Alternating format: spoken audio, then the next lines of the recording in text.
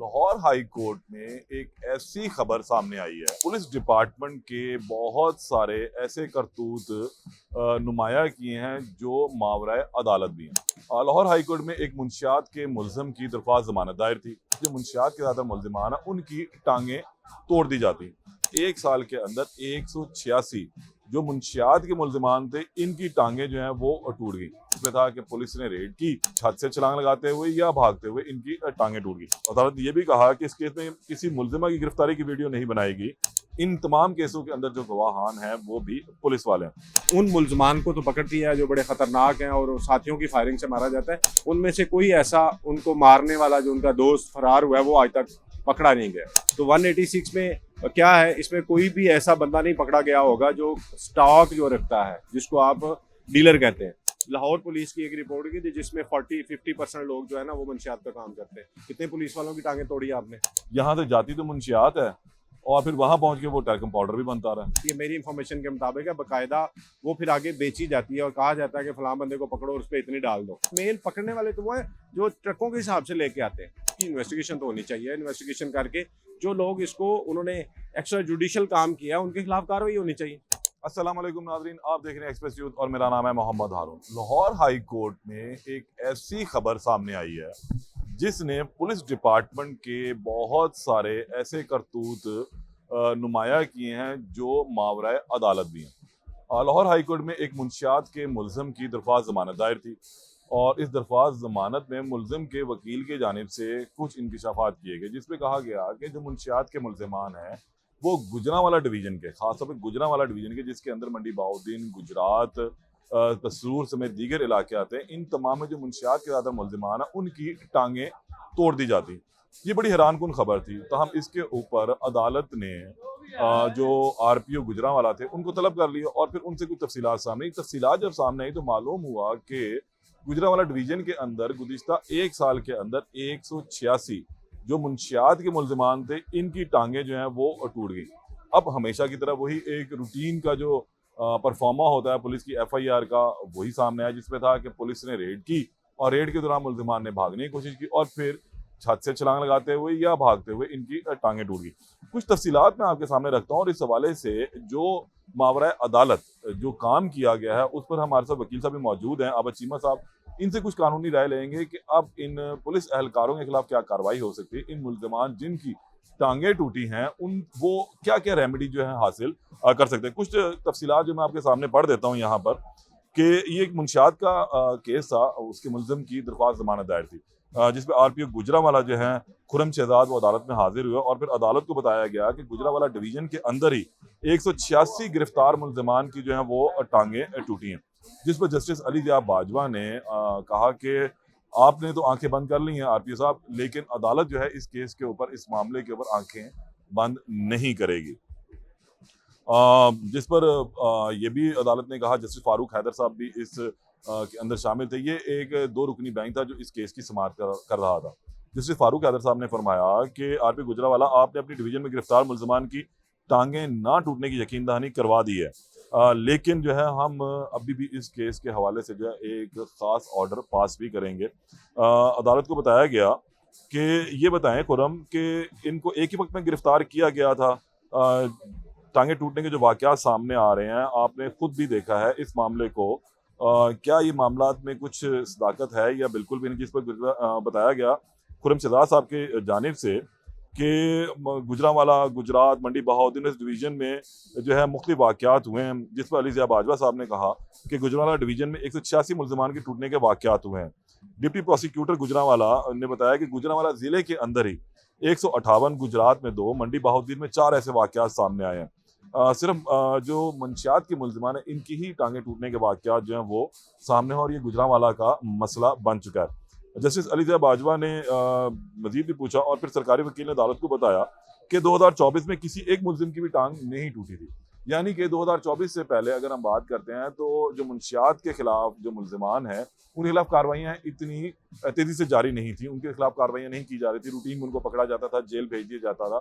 लेकिन इस दफ़ा पुलिस ने स्ट्रेटजी जो है वो कुछ तब्दील की और फिर मुल्ज़िमान की मुबैना तौर पर टांगें टूटने के वाक़यात सामने आए अदालत ने पूछा कि 2025 और 26 की रिपोर्ट किधर है।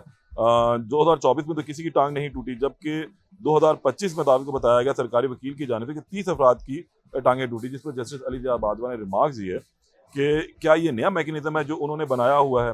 किसी केस में किसी के गिरने और टांगें टूटने की शिकायत नहीं आई है। डिप्टी प्रोसिक्यूटर ने बताया शिकायत क्यों आनी है, 2024 में कोई एक भी नहीं गिरा, टांग नहीं टूटी, जबकि 2026 में 186 लोग गिरे और इनकी टांगें टूट गई। अदालत ने ये रिमार्क्स दिए। अदालत ने कहा कि क्या आप यकीन दहानी करवाएंगे कि किसी की नाजायज़ टांगें नहीं टूटेंगी। आरपी गुजरावाला ने अदालत को यकीन दहानी करवाई और बताया कि जनाब बिल्कुल मैं यकीन दहानी करवाता हूँ कि आइंदा ऐसा कोई वाक़या नहीं होगा। अदालत ने कहा कि ये आपकी जिम्मेदारी है, आप सुपरवाइजरी ऑफिसर हैं। आपकी राय में जो इस टाइम अदालत ने ये भी रिमार्क दी कि जो आपने तफ्तीश की है उससे मैं बिल्कुल भी मुतमईन नहीं हूँ। अदालत जो है वो इससे मुतमईन नहीं है। ये जो टांगें टूटने वाला मामला है ना, ये बिल्कुल भी ठीक नहीं है। अगर टांगें टूट रही हैं तो फिर आपको इस मामले का जायज़ा लेना चाहिए। इस तरह का मामला जो है आरपीओ ने बताया कि जी मैं खुद भी इसकी इंक्वायरी करता हूँ और देखता हूँ कि इसमें क्या मामला, जिस पर अदालत ने कहा कि आपको खुद देखना होगा, अगर कोई मुलवस हो तो कानून अपना रास्ता जो है वो बनाएगा। अदालत ने यह भी कहा कि इस केस में किसी मुलजिमा की गिरफ्तारी की वीडियो नहीं बनाएगी। गवाहान भी पुलिस वाले हैं। जो वकील था उसने भी अदालत को बताया कि आज तक जितने मुलजिमान गिरफ्तार किए हैं किसी की गिरफ्तारी की वीडियो नहीं है और इसके साथ साथ जो है कोई भी इनके पास ऐसा सबूत नहीं है जिसके अंदर ये कहा जाए कि ये मुलजम है। इन तमाम केसों के अंदर जो गवाहान हैं वो भी पुलिस वाले हैं, प्राइवेट शवाहिद जो है वो मौजूद नहीं है। तब अदालत ने फिर फ्रीकैन के वकला के दलाइल सुनने के बाद किया ये कि जो मुलजम था जिससे अपनी दरख्वास्त जमानत दायर कर रखी थी उसकी दरख्वास्त जमानत तो कर दी खारिज, लेकिन साथ में अदालत ने यह भी कहा कि जो टांगे टूटने वाला मामला है इसके ऊपर अदालत जो है वो अलहदा से ऑर्डर पास करेगी। वकील साहब आपने तमाम कहानी सुनी कि जस्टिस अली बाजवा और जस्टिस फारूक हैदर साहब के का दरुकनी बेंच था। जस्टिस फारूक हैदर जो है इसको हेड कर रहे थे इस बेंच को। अब सूरत हाल ये कि अजीबोगरीब सी बात है, सीसीडी एक तरफ जो है वो बंदे गिरफ्तार करती है, फिर वही एक परफॉर्मा सामने आता है इसके अंदर जिन्ना मुलजमान के साथी है, फायरिंग की 2 तरफा, अपने साथी की फायरिंग से मारा गया। अब इसके अंदर भी ये है कि मुलजमान के लिए रेड की, मुलजमान भागा और छत से गिरा या किसी और जगह से भागते हुए गिर गया, टांग टूट गई। किस तरह देखते हैं ये तमाम कानून के अंदर, क्या इस तरह के वाकयात की कोई जगह है, जस्टिफाई हो सकते हैं? बहुत शुक्रिया हरून। अब ये आप ज़रा मंशियात की जो FIR दर्ज होती है उसकी नरेशन, उसका वो स्टोरी अगर पढ़े आप इससे पहले भी, तो उसमें यही होता था कि वो पुलिस जो है वो नाका लगा के खड़ी थी, तो वहाँ पे गुजरते हुए एक बंदा देखा जिसने दाएं हाथ में नीले रंग का शापर पकड़ा हुआ था, उसको हमने पकड़ा और उसमें से मंशियात निकली। अब ये इतना एक ट्रेंड बन गया कि पुलिस आंखें बंद करके वही जाके जिस मुलजम को उन्होंने मतलब पकड़ना होता था या जिस मुलजम को उन्होंने टारगेट करना होता था उसको वो करते और वही स्टोरी जो है ना वो बना के FIR दे देते। वो उस पर भी अदालत ने एक्शन लिया कि आप इसकी स्टोरी कम अज़ कम बदल लें। मज़ाइका खेज स्टोरी जो है एक ही चल रही आ रही है मंशियात के केसेस में, उसको ही बदल लें। अब उसके बाद दूसरा मामला शुरू हुआ जो आपके CCD का, उसमें भी आप देख लें कि पुलिस जो है CCD जो है वो आप उन मुलजमान को तो पकड़ती है जो बड़े ख़तरनाक हैं और साथियों की फायरिंग से मारा जाता है, लेकिन इतने सारे 1100 से ऊपर केसेस हैं, उनमें से कोई ऐसा उनको मारने वाला जो उनका दोस्त फरार हुआ है वो आज तक पकड़ा नहीं गया। तीसरी बात आ जाए इस पे, अब ये देखें कि आप इसमें से ये जो लाहौर में हम आपकी बात कर रहे हैं, एक ओरिजिनल लगता है मुकाबला हो गया जिसके अंदर एक पुलिस एहलकार CCD का शहीद भी हुआ, अब्दुल रज़ाक साहब। ग्रीन टाउन के इलाके में इन्होंने रेड की मुलजमान को पकड़ने के लिए, फिर मुलजमान की जानिब से फायरिंग कर दी गई। बिल्कुल और ये नतीजा निकला कि जो एक कांस्टेबल शहीद हुआ, 2 या 3 गालबन जख्मी भी हुए। तो अब फिर लोगों के दिल में शकूक शुबहात तो फिर पैदा होते हैं। देखिए 1000 केसेस में अगर एक अद्धा केस ऐसा होता है तो आप उसको कह सकते हैं, एक उसकी क्रेडिबिलिटी आ जाती है कि जी ठीक है ये ठीक होगा। तो ये नहीं कहा जा सकता कि वो लोग ऐसे रजिस्ट नहीं करते या ऐसा मामला नहीं होता, लेकिन 1000 केस में अगर एक ऐसा हो गया तो इसका मतलब ये नहीं है कि एक असली हुआ था और बाकी 1000 जो थे वो जाली थे या 1000 असली थे और एक जाली था। तो इसकी क्रेडिबिलिटी जो है इसकी जो जांचने के लिए तो आपको इन्वेस्टिगेशन करनी पड़ेगी, देखना पड़ेगा क्या वाकई ऐसे होता है। अब दूसरी बात ये जो आप कर रहे हो इसमें आप देखें एक 100 से ऊपर जो लोग हैं उनकी टांगें टूट गई, 186 है। तो 186 में क्या है, इसमें कोई भी ऐसा बंदा नहीं पकड़ा गया होगा जो स्टॉक जो रखता है, जिसको आप डीलर कहते हैं, ठीक है, पेडलर जो मेन जो है। और कभी भी ऐसे नहीं हुआ कि मंशियात के केसेस में 9C लगती है और उसे जो है ना मंशियात पकड़ी जाती है और कभी भी उसकी इन्वेस्टिगेशन से ये नहीं होता कि मैंने फलां जगह से ली। कभी भी अच्छा, ऐसे तो उसको कुछ लाज नहीं तरीका किया कार हमें जाता। बता देंगे जो हमें थोड़ा सा पता है, कानूनी तौर पे आप बता दें कि एक मुंशियात जो है वो जब पकड़ी जाती है फिर उसके कुछ सैंपल्स इकट्ठे किए जाते हैं, उन सैंपल्स को जो है फॉरेंसिक के लिए भिजवाया जाता है, 3 से 4 सैंपल्स होते हैं, कुछ पुलिस अपने पास रखती है, कुछ फॉरेंसिक के लिए भिजवाती है, उसकी रिपोर्ट आती है और फिर सारा।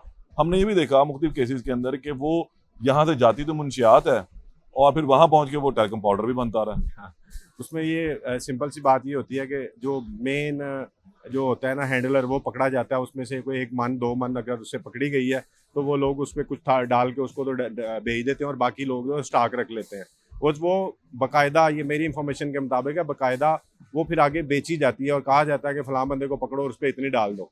तो क्या होता ही है कि उसमें से 5 10 12 ग्राम जो होती है ना, कोई भी आपने एक पैकेट पकड़ा है, जितने पैकेट पकड़े हैं तो हर पैकेट में से कुछ ना कुछ जो है ना वो 10 12 ग्राम जो है वो इफराज के लिए भेज जाती है और बाकी जो है वो मालखाने में रखी जाती है।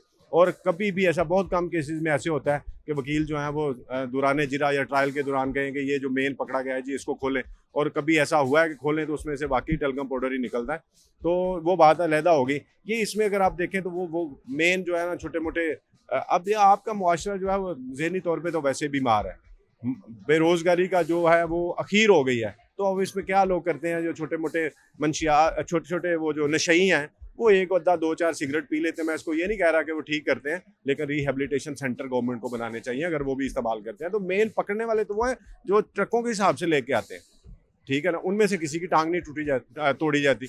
अब इनकी टांगें तोड़ दी आप, ये तो पहली बात तो ये है, बोझ बना दिया। डेफिनेटली अब उनका तो कसूर होगा, जब वो बाल बच्चेदार भी होंगे, वो फैमिलियां भी होंगी, उनके बच्चे भी होंगे। अब उसके लिए गवर्नमेंट ने क्या किया कि वो जो बच्चे हैं वो क्या करेंगे, वो जो खातून है जिसके साथ उसकी शादी हुई है, अमूमन ऐसे ही होते हैं कि वो शादीशुदा होते हैं, तो क्या होगा उनका, ये भी सोचने वाली बात है। तीसरी बात ये है कि ये सारी चीजें घर ही अपाहिज हो गया सारा अब आहिस्ता आहिस्ता अगर आप देखोगे तो लाहौर पुलिस की एक रिपोर्ट की थी जिसमें 40-50% लोग जो है ना वो मंशियात का काम करते हैं। कितने पुलिस वालों की टांगें तोड़ी आपने, कितने पुलिस वालों को आपने नौकरियों से बर्खास्त किया। अब ये पिछले दिनों में से हुआ कि कुछ लोग ऐसे थे, हमारे सियालकोट के एक डिस्ट्रिक्ट में से 24 लोग जो है उनको नौकरियों से निकाला गया, फारग किया गया। क्यों? कि उनके राब्ते, उनके मोबाइल नंबर्स पे वो नंबर सेव थे जो लोग मंशियात फरोश करते, ठीक, उनको फिर इंक्वायरी करके उनको इस नौकरी केस से के अंदर फारिग आप किया क्या गया। समझते हैं, जो पुलिस एहलकार मुलव्विस पाए गए हैं इनकी टांगे तोड़ने में, उनके खिलाफ कोई कानूनी कार्रवाई हो देखो जी, सकती है? कानूनी कार्रवाई होनी चाहिए, कानूनी कार्रवाई होनी चाहिए। अगर तो एक अद्धा केस हो तो उसको बंदा मान लेता है। 160 प्लस जो केसेस हैं उनमें से सारे में एक ही वाकया हुआ है, तो इसकी इन्वेस्टिगेशन तो होनी चाहिए। इन्वेस्टिगेशन करके जो लोग इसको उन्होंने एक्स्ट्रा जुडिशियल काम किया उनके खिलाफ कार्रवाई होनी चाहिए। ये तो सिंपल सी बात है। अच्छा, इसके अंदर कस्टोडियल टॉर्चर भी आ सकता है? ये भी डेफिनेटली आ सकता है कि आप एफआईआर इंक्वायरी करे इस मामले बिल्कुल की। बिल्कुल करें। अब बल्कि मैं अभी समझता हूँ कोर्ट का इसमें ऑर्डर तो आना है इसके इसमें ऊपर। तो कोर्ट को चाहिए कि वो एक जुडिशियल कमीशन बना दे और देखे ये क्या होता है। अगर एफआईए करेगी तो एफआईए वाले जो कर रहे हैं वो भी आपके सामने ही है। ये कोर्ट अपनी मौजूदगी में कोई कमीशन बना के इसकी इन्वेस्टिगेशन करनी चाहिए। आपको देखना चाहिए कि ये क्यों ऐसे हो रहा है, और इसकी सबसे बड़ी मेरे मुताबिक जो है, मेरी राय जो है वो ये है कि इसमें पुलिस की या एफआईए की या एजेंसियों की जो इन्वेस्टिगेशन विंग है उसकी कमजोरी सामने आपके आ रही है। मतलब एक अगर भरपूर किसी प्रोसिक्यूशन का केस नहीं भाई बनाते सिंपल ये सी लोग। बात यह है कि अगर आप किसी एक केस में जो है ना वो आप इन्वेस्टिगेशन सही तरह से करते हैं, कोर्ट में अदालत में उसके प्रूफ लेके आते हैं, तो डेफिनेटली क्यों उसको सजा होती है। कोई बहुत सारे केसेस आपके सामने ऐसे होते हैं जिसकी प्रोसिक्यूशन ठीक होती है, वो इन्वेस्टिगेशन ठीक होती है, वो अपना अदालत में उसको सजा होती है। अब इस इन्वेस्टिगेशन का जो आपने डिपार्टमेंट अलहदा किया, तो अब आप इन्वेस्टिगेशन की जो है कारकर्दगी उसको जांच के देख लें। वो क्या करते हैं, गुड्डी वाले को पकड़ लिया, मोटरसाइकिल वाले को पकड़ लिया, उसका चालान बना के भेज दिया, वो आगे जाए, थोड़ा सा जुर्माना हुआ, उसको सजा तो होती नहीं है उसमें, वो छूट गए। अब उनके पास वो रह गया। अब ये सारा काम जो है वो डिवर्ट हो गया अब आपके जो सीसीडी पे और ये आपके जो मंशियात वाले हैं इस पे। अब इस तरह से लोगों को ख़त्म करना, हो कहते हैं बुराई को ख़त्म करने के लिए बुराई की जड़ ख़त्म करनी चाहिए। तो बुराई की जड़ तो वो लोग हैं जो ट्रकों के हिसाब से यहाँ पे करते हैं, और जो हैंडलर हैं और जो पीछे बैठे हुए हैं, वो चाहे कोई बड़ी पार्टियां होंगी जिनको ये हाथ नहीं लगा सकते, उनकी टांगें तोड़े ताकि ये मुआशरे में। अब एक आप समझदार इस मुआशरे में रहते हैं, ये कहाँ से आती है भाई? जहाँ से आती है वो रास्ता बंद करें ताकि ना आए, और जहाँ पे लोग एडिक्टेड हैं उनकी रिहेबिलिटेशन कर दें, आपका मुआशरा जो है सेहतमंद हो जाएगा। बहुत शुक्रिया। मेरे साथ आबिद चीमा साहब मौजूद थे और उन्होंने इस हवाले से क्लियरली बता दिया है कि इस मामले की जो है वो जुडिशियल इंक्वायरी होनी चाहिए। अदालत का भी फैसला आना बाकी है। अदालत ने कहा है कि मुल्ज़म की ज़मानत तो मैं खारिज करते हैं अफ्रीकन के दलाल सुनने के बाद, लेकिन जो टांगे टूटने वाला मामला है इसके ऊपर अदालत जो है एक मुकम्मल अपना वादा ऑर्डर भी जारी करेगी। अब देखते हैं उस ऑर्डर के अंदर क्या आता है। ताहम एक तजवीज़ जो है वो सामने आई है कि इसमें एक जुडिशल इंक्वायरी होनी चाहिए ताकि जो है ऐसे वाक़यात दोबारा रूनमा ना हो।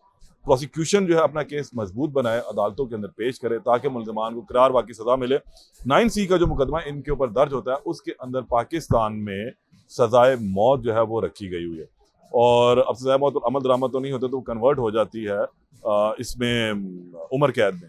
तो ज़ाहिर सी बात है अगर इस तरह के इन मुल्ज़िमान को भरपूर सज़ाएँ दी जाएंगी तो माशरे में सज़ा और जज़ा का जब सिस्टम होगा तो फिर ऐसे लोग खुद ब खुद ही ऐसे काम छोड़ जाएंगे। दोबारा मुलाकात होगी अल्लाह ने के बाद।